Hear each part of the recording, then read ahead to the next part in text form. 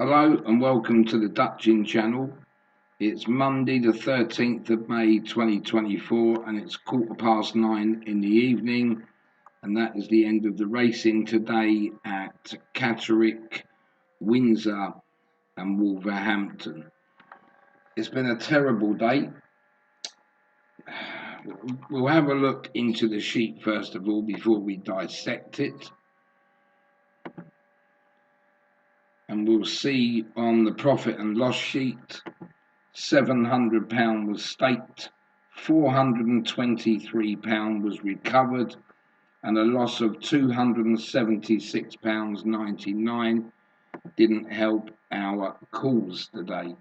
Now, going into all the races that we actually betted in, this is the worst I've seen one meeting. And Catterick, we had 5 straight losers. So that taught me a lesson when I was on about changing the systems and perhaps doing one where you double up. That has sort of told me I'm not going to do that system, and thank God I hadn't. Because when you had got to that 5th race and it didn't win, you would have been 31 stakes down, I think it is, or 31 and a half stakes down. So I'm glad that I didn't go through all that nail biting. Then we came into the evening, but we're already now fighting to try and get 250 quid back.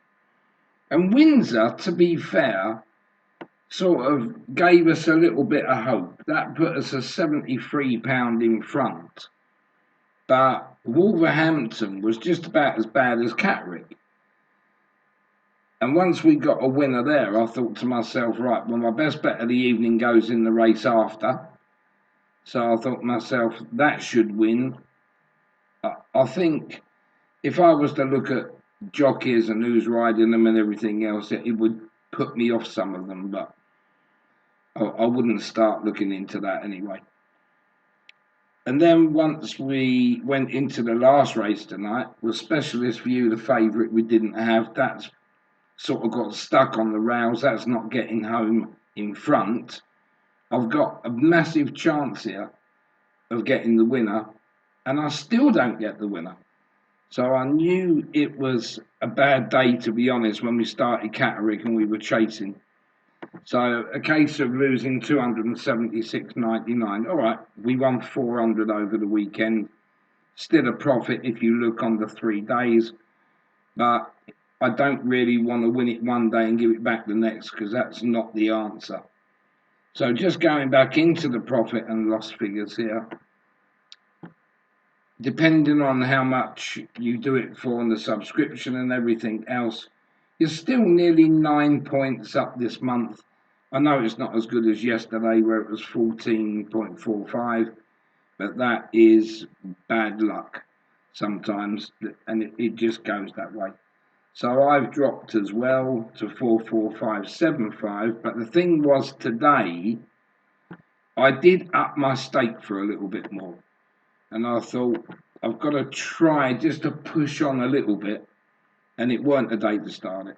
But there we go. That's what happens. So what we're going to do now is we're going to come on to the sheet of the racing. Well, you can see there, I don't need to show you, bottom left-hand corner, first meeting of the day. You're fighting after that. And then the end just didn't pick up either. So when we go back and have a look at the first race at Catterick, Saison's Door, there was the one underneath. Yes, we had the second, the third, the fourth. That race I would have said and put down to unlucky. And don't forget, you don't need many of your unlucky races to have won to have got you out of trouble. You know, I said last week, I think it was Thursday and Friday we lost. And I felt we was very unlucky on those days. And then Saturday and Sunday were both profitable days. And now we've gone back into, well, let's see if it would have been an unlucky day. That would have been one of the ones where we had that was second. And then in the second race at Catterick there, well, the second betting race, the 247, Animato, again, I've got it right down the bottom. I still don't know how to remove these from the bottom, but I will keep looking. And that came through and won, and of course the selection above it was second. What I did like about today, if there is anything to take out of it, not from the first race, but if you look at the top selections today, like Pond Alias, and I'll go through the top ones that was in the top three, and you can sort of see how unlucky that was as well. That was 5.8, but I think you would have to do these on an each way basis. Then into the 317, this was another winner we didn't have in Keldeo. We didn't have the second either, so I wouldn't go as far as say I was unlucky in that race. Then another one that was right down the bottom there, Sure Deal, had a bit of form next to it actually. You could have found it. And my top selection here, Irish Dancer, 46.3 second. And was unlucky as well. So that was another one that could have swung my way.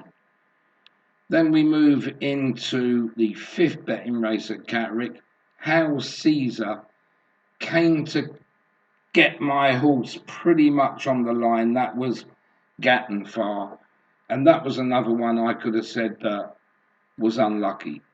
So just out of those 5 races, 3 of those could have gone my way. I know they didn't, but I always like to pick something good from a bad day. And if I can't, then something is majorly wrong. And then we move into Windsor. This is where we made a little bit of a profit. And this race, I've put it up. I don't know if anybody actually watched it, but he's got game. This was Eugene Murphy in the 430. The horse, as it's come out the stalls, is sort of ducked. And how Eugene Murphy hasn't gotten flying, I don't know. And in the end, he came through and he actually won the race. Sorry, that was nearly choking, I think.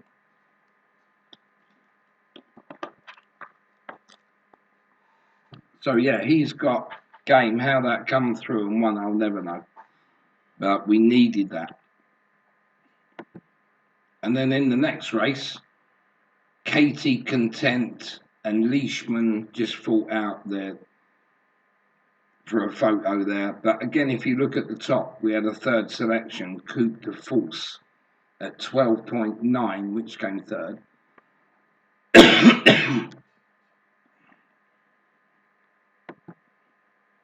And then moving into the next race, this was another winner for us, Richard P. Smith. But whether that in the old days would have been thrown out, Sophie Osborne, because I do think she cut the third up quite badly there. And I think it would have got thrown out. But there wasn't even a steward's inquiry, so I was quite surprised that I survived that. Then we moved into the 740 at Windsor. Quietness, our last selection. Wasn't a lot of money on it, really. But again, if you look at our top selection here, Budding, 10.7, that's come second. And that gets beaten neck. So that's another race I've put myself down for being unlucky. So that is now the 4th race.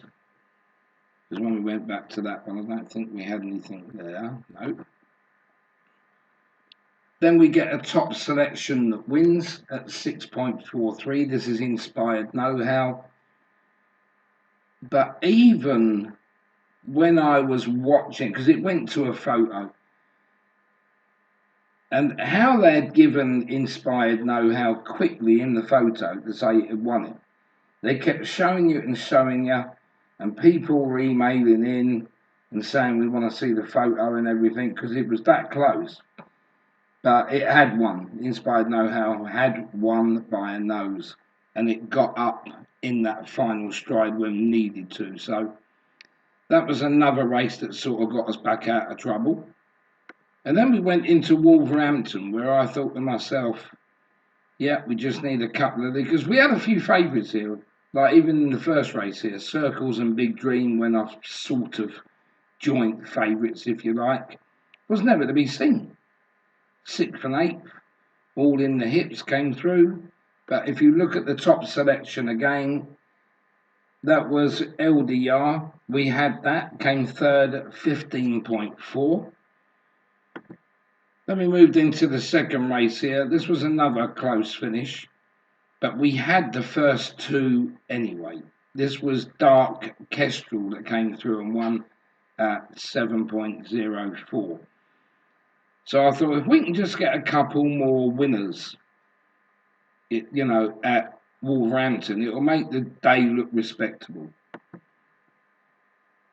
And then in the 8:30, I get that syndrome again of the horse right at the very bottom that comes through and wins. The top selection, Little Empire, went off at 277. I thought that this morning, even when it was 3.75, I thought that was a very good bet today. But very inexperienced jockey on it. He rode it last time. I wasn't impressed with the way he rode it last time or this time. And it's very easy to box a very inexperienced rider in. Twice he got boxed. And that was done by professional jockeys. So that's what you do if you don't want that favourite to win. The kid on board's got no idea, to be honest. And I thought, well, it gives me a chance of our other selections. But no, right down the bottom again, Coconut Bay, this one comes through. And it's not as if like these are short prices. This one's sort of like 16s. So sometimes I look at it and I think, well, I'll just back my bottom selection every day. I think I'd make more money. And then in that last race, the 9 o'clock, this was another favourite that went astray. This was Special View, Sylvester de Souza on board. And I thought, right, well, that ain't getting out. That ain't going to win. I must have a good chance of winning now. And even Wallaroo, I thought, was going to hold on at one point. That would have been money back, that's all. But if you look again right at the top selection there, Flying Panther, came third at 10.4. So that was another good place bet on the top selection. But the bottom selection again, Billy McGarry. So that's about, I think it's the third one that's run and won off the bottom. So I don't know how it works that way sometimes. But I think today I most probably could have had 4 more winners than I did.